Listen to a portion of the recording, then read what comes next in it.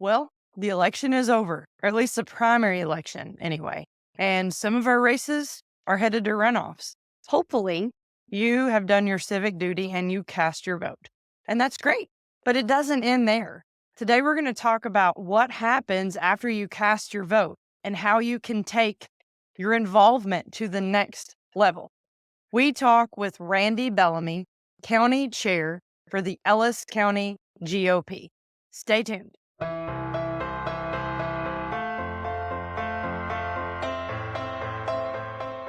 Howdy. My name is Melody Allen. I'm a follower of Christ, native Texan, a wife, Texas Aggie, Bible study leader, Christian conservative political activist, and the host of the Patriots Revival podcast. Here on Patriots Revival, we share the good news of Christ and discuss the current political climate in relationship to truth and God's Word. In doing so, we hope to educate, inspire, and encourage Christian conservatives to make a radical return to God's Word as it relates to politics and every aspect of life. And we hope to get folks involved to help restore God to government. We've got dust on the Bible, so we need a revival, a Patriots Revival.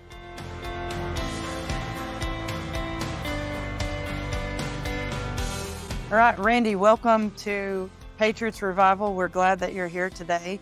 And we brought you on because we want to talk about what happens after a voter casts their vote. A lot of people think, okay, I've done my duty, I've casted my vote, and they go on about their lives. And that's all well and good. But I think what people don't understand is the importance of being involved from the local level all the way up and getting involved in things like a precinct convention, a county convention, a state convention. And that's why we wanted to bring you on today and educate people about this. Because I'll admit, even myself, growing up in a politically active family, my grandmother used to say, okay, now after you've cast your vote, here's information about your precinct convention. And I'd say, oh, Granny, what is that? I don't even know what that is. So I want to educate our viewers and our listeners on what these next steps are and why it's important for them to get involved. Thank you, Melody, for having us speak about this topic, which is most people don't know, like you said, very much about. Process of going through the conventions is a extremely part of what happens in the legislation that is provided later on down the line. This is your soapbox to be able to stand off and to voice your opinion on what's going on in this state and what you think the state legislature should deal with. So most people want to speak a lot, but they don't act a lot. Right. And so that's the reason why I believe you've asked us to come on today to talk about this. Absolutely. The first step in the convention process is the precinct convention. Here in Ellis County, we will hold our precinct conventions on Saturday, March the 9th. You can find the information where to go to these. There's a sheet that looks like this that's at your polling place that you can get, and it will tell you where your precinct meeting is going to be held at. We will also post a link to this on our Patriots Revival website. Excellent. A lot of people say, well, what precinct? I must be in precinct 4. No, that's your county commissioner precinct. Precinct that we're referring to is your voting precinct. Right. Get your voting card out, and up at the top, it'll talk about your voting precinct. It'll give you a number. It's a 4-digit number. It's usually 10 something. Because most people don't know this, only the people that are active, so we don't really get a true sense of what's going on amongst the population, let's say, and what they are thinking about things. And therefore, our politicians listen to a lot of what the active ones are saying. We really would appreciate the involvement. The only thing a politician understands is numbers, number of people that are talking to him and he's hearing information from. This is the first step to get that information to them. It's a process of building from this convention to our county convention to our state convention. And we'll be talking about those other conventions later on. So, precinct conventions are all just very local. On our sheet, there would be the locations that the different precincts will meet. We don't all meet in the same location, it's spread throughout the county. And the main purpose of this convention is to, one, submit in resolutions, and two, to select people to go to the county convention.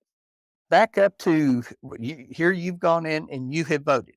And that's the first prerequisite for you going in to be at a precinct convention.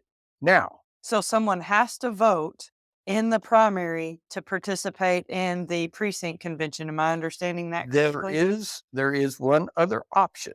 And we've had this happen to some very diligent people that vote lots of times. They get a last minute call to go out of town. They can't make the vote, but they can still participate by signing an oath of affiliation at the precinct convention. Okay. If the oath of affiliation is signed, that individual can participate in the precinct convention. It can also participate and go on to the county convention, all the way to the state convention. So it gives you the opportunity, if there is an issue that happens that's beyond your control, then usually most people in the party in the county are understanding about situations like that, and they'll accept that. But ideally, we want people to make sure they tried. Absolutely. Just make sure they either vote early or on election day in the primary. Absolutely, because first, even though people don't think so, their vote really means something. Here we have roughly early voting. It was, I think, around 11 to 12,000 this last time. Wow. That's only 10% of the people eligible voters, Of registered voters of in our county. registered voters. So those people are making choices for everybody else. You've got to go and express your opinion, or what you're standing on your soapbox yelling. A lot of times that doesn't do any good, because one thing that a lot of politicians will do, if you're really blistering their ear, they will go and look you up and see how active and Oh, do yeah. you vote. Yeah. Well, this person doesn't even vote, so why should I pay them any attention? Right. So, getting into this process, if I'm the county chairman, most of your precinct conventions, once you get to your location, are usually headed by your precinct chairman. Okay. Well, he or she will then usually start it off. They have a script. Now, the script is going to be, look, very similar to this. It's just a fill in the blank. It basically starts, okay, with the date, the time. The precinct chair is the temporary. Now, if for some reason your precinct chair could not make it, you could hold the meeting yourself. So you get the script. We have an individual that has been through multiple precinct conventions and the county conventions and stuff that are going to be at each location. They'll have the packet for each of the precincts. Take that packet and you'll start filling it out. If you have questions, that lead person is going to have your answer. Just go and ask them, and they will help you guide through this. Don't be afraid of it. It's very basic, very simple. Just fill in the deal. Once you go through the process of electing a permanent chairman and all the other officers, a secretary, if you're the only person there, you just got elected to all of them. So Yeah. you elect yourself and you just start filling out the paperwork. Now, if somebody comes in during the meantime, yeah, you can bring them in and you vote on your resolutions. It's most of the time, most people accept most resolutions. So let's talk about resolutions though, Randy, because I Okay. know a lot of people that might be watching or listening may not even know what a resolution is. And I'm gonna throw something at you. Let's say I'm attending my precinct convention, and I just for comical and educational purposes, I'm gonna say I show up at my precinct convention, and I believe that Labrador retrievers should be the state dog of Texas. So is that something, and we're just, and again, this is all an example, folks. Is that an example of a resolution? Absolutely. It can be as simple as that. Used to, the resolutions had to have all these wherefores and then therefores. Yeah. All this official legal like jargon that Yeah, an average person like myself might not get. exactly. We've simplified that situation where it's just you put the body and evidence that you want down. And so you put all that down, you want to mainly emphasize what you're trying to do. Okay. That is really a simple for somebody to understand as it goes to the next level. We're not going to have a bunch of lawyers standing there looking at this Right. and put all the legalese and stuff in it. This is an ideal that you want to present To basically run up the chain. to run up the chain. Okay. So if I have an idea, like I say, Labrador Retriever should be the state dog of Texas, I can bring that to my precinct convention. What happens? Because you mentioned something about it may pass, it may not pass. The folks that are present at the precinct convention obviously vote on the resolutions that are brought forth at the precinct convention. Correct.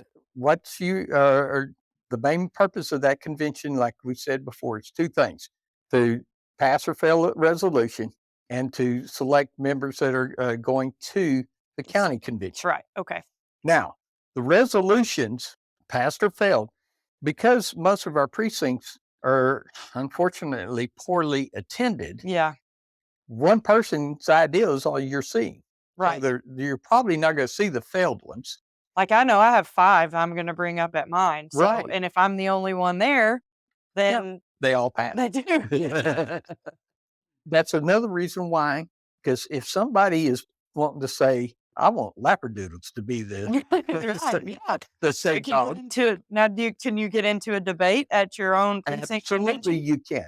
Okay. You can limit time and say, well, you got 2 minutes to present to me your resolution or your thoughts on this resolution. You debate that. We do not limit, well, we do limit, but we do not stop any type of debate unless it's just really out of order. Yeah. Once that, you get your resolutions discussed, passed or failed, Hmm. you record those. There are sheets in the packet that you record those So on. it'll walk everybody through the whole Absolutely. process. You'll then start on the process of selecting delegates. Okay. Your delegates are selected to go to the county convention. In the past, we have also selected delegates who we wanted to see to go to the state convention. Those are only nominations. They're not actually selected. A lot of people got confused with that. Yeah. They're just, like I said, basically suggestions. Sure. And the nominations committee then takes those and will decide the number of delegates. Because our county is now split between SD 22 and SD 2. That's Central District 22 and Yeah. Central District 2. I'm glad you clarified because some people may not know what SD Yes, is. So. absolutely. Since then, we don't meet together in county convention together. We'll be meeting in the same location. And once again, that's the location of the county convention is on that sheet Yes. that you can pick up at the polling place. Or on our website. Yeah, or on your website. Absolutely. And so those people will meet together and they will discuss at that point the same things.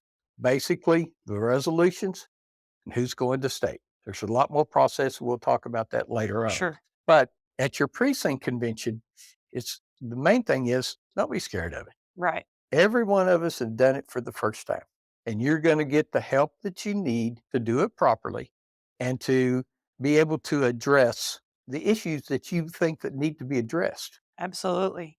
That is the main purpose right here. That's the reason why we want to encourage people because I have certain things that I want to talk about. You have certain things that you want to talk about. They may not be the same. Well, then let's just talk about our Senate district. Yes. Texas Senate District. That is correct. Yes. Your your Senate District 2, your senator is Bob Hall. Bob Hall. Yes. And your Central District 22 our senator is Brian Birdwell. So just to help our audience, I'm in Bob Hall's district, and I believe you are in Brian Birdwell's district. That's correct. So Randy and I, we are in the same county, in the same party, but we have 2 different senators that represent us because of the Senate district lines that were drawn back in 2020. 2022. Yes. Okay. Senatorial districts make up right close to 1 million people in each. Your precinct conventions also deal with in that senatorial district so that you will meet together in the county, but in your senatorial district. So you may have a great idea, and if you don't present it, people over in 22 may not have that same idea. That's right. You need to get your ideas in there and present it. Okay, they said, well, I can't go to the county convention. Well, you can go to your precinct convention and all your stuff will follow through to the next Even if step. it fails. So let's say my silly, maybe it's not silly to me, but it could be silly to you. My resolution saying I want Labrador retrievers, doggone it, to be the state dog of Texas. Hmm. So if it doesn't pass at my precinct convention, if I understood you correctly, it will still be presented at county convention. It will just be presented as a failed resolution at the precinct level. Yes, correct. Okay. So it's possible it could gain some Let's say the committee Mhm. at your precinct convention. failed, and they saw other precinct conventions failed the same one, but the theme kept coming up, then they're going to pull those and they're going to say, okay, why did this resolution fail? This seems to be an ideal amongst the people that is a significant number of people. So it may be able to be if something like that occurs and the committee that looks at resolutions, they are the ones that will bring possibly a failed resolution at the precinct level to the county level. So it could still have life even Absolutely. if it fails in my little precinct 1022 convention. That's correct. Okay. That's one of the reasons why you want to be a delegate to the county convention to Sure. see if even if your idea failed, that you can go there, maybe find multiple people that supported that ideal, and then present the ideal to the county convention to be voted on whether or not to pass it on to state. We have seen that happen several times. Wow. Okay, so to recap, we want people to get out and vote. They need to attend their precinct convention. Correct. And in doing so, if there is an issue that is what I like to call maybe that's the hair on their biscuit issue, they if they need to take care of this issue, it starts at the precinct convention level. Absolutely. The main thing is if you're involved and let's say it failed at precinct convention, let's say it failed at county senatorial district convention. I keep saying county because we used to be all one True. senatorial district, Right. but now we are split. But if you go to your county convention and it fails and you are passionate about a subject, you can still submit it even to the state committee Okay. to be considered. And once again, from the county, those things are passed on, failed are passed on. So we look at wanting people to be involved. And it's Exactly. the best way to get your topic there. Great.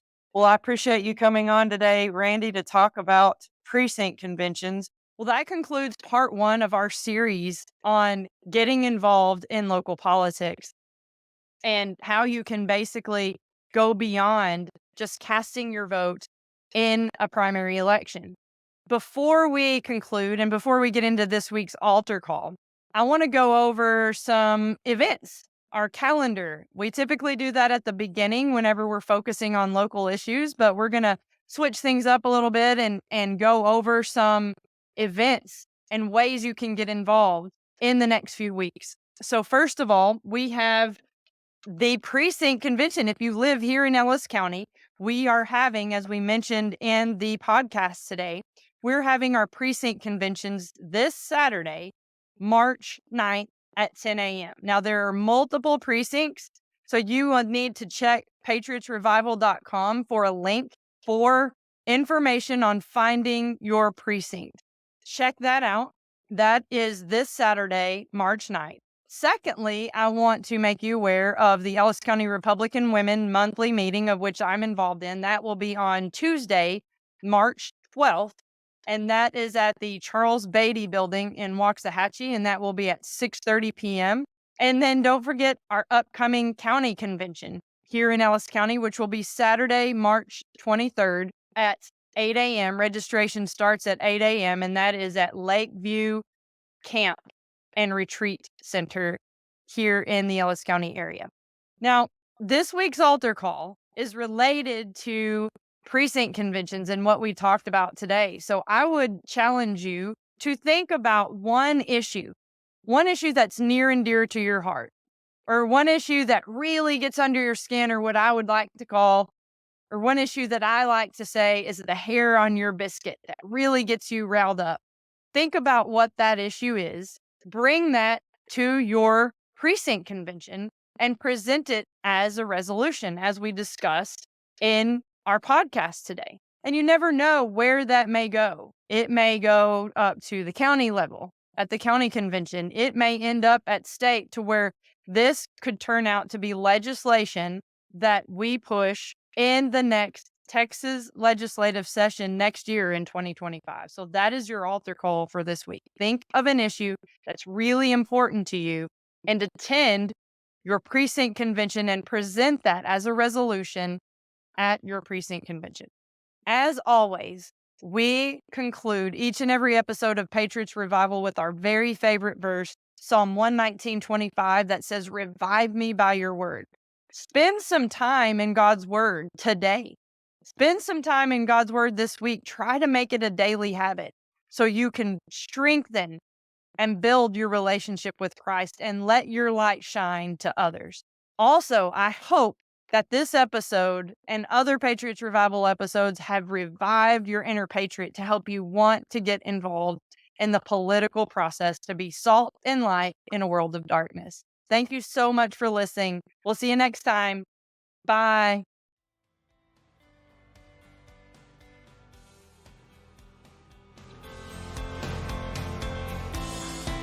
Thank you so much for listening to today's episode.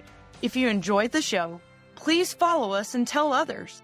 If today's show revived your faith and your inner patriot, join the Patriots Revival Facebook group by going to facebook.com/groups/Patriots Revival for resources on how to get involved in being salt and light in a world of darkness. Are you local to the Ellis County, Texas area? If so, check out the Patriots Revival podcast, The Local Show, for info on local issues, candidates and elections, a calendar of events of conservative organizations in the area, and ways for you to get involved. Finally, if you would like to contribute to the production costs of the Patriots Revival podcast, you can do so through Zelle by inputting info@patriotsrevival.com as the recipient. Thanks again for listening. I hope you have a reviving week.